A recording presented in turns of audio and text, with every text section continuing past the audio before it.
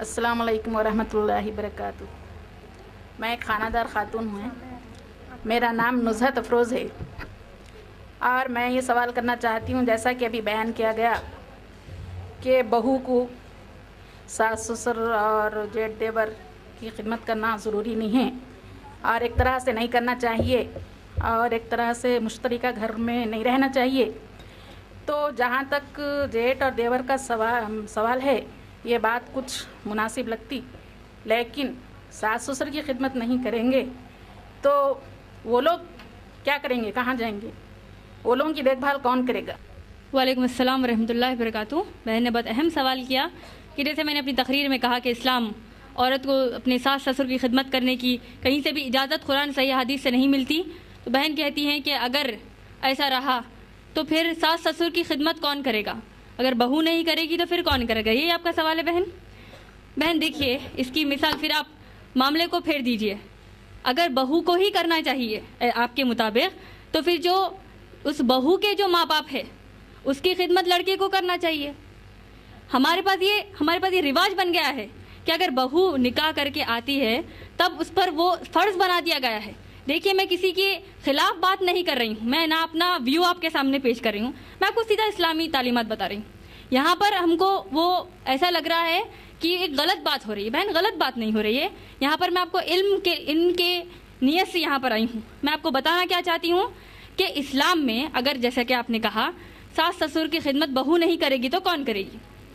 پہلے تو میں نے کہہ دیا کہ بہو کیوں کرے گی، کوشچن ہے بہو کیوں کرے گی۔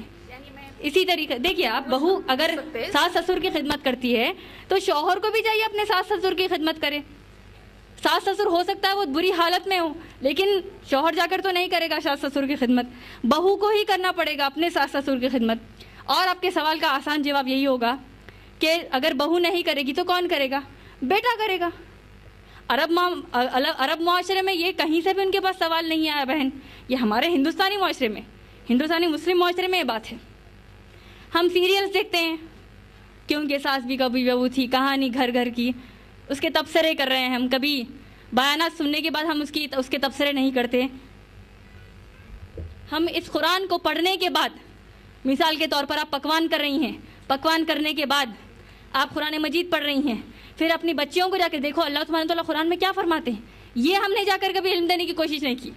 البتہ ساتھ روز بیٹھ کر، وہ غالباً پتہ نہیں کیا ٹائم پر آتا ہے وہ پروگرامز برابر دیکھیں گے، دوپہر میں الگ کے سیریز الگ ہے، شام میں الگ ہے، وہ پورے دیکھیں گے ہم۔ تو ہم کو یہ جو ہم سیریلز دیکھ رہے ہیں بہن،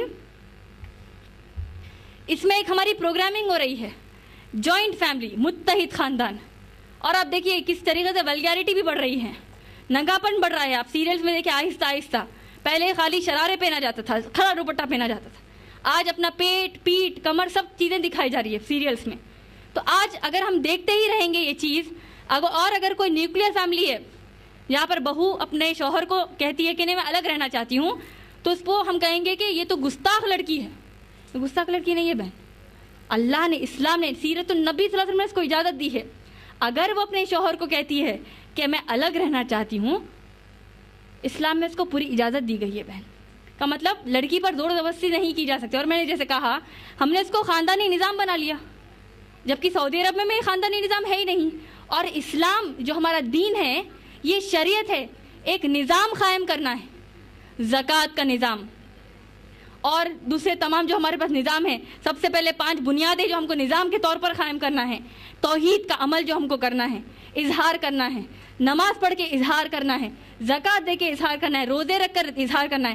یہ تو ہم جو کر رہے ہیں، یہ ہم اظہار کر رہے ہیں نظام۔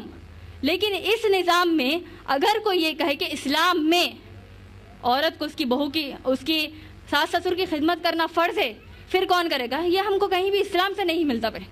پھر بھی آپ کو کوئی سوال ہے تو آپ انشاءاللہ دوبارہ کر سکتی ہیں۔ جزاک اللہ خیراً۔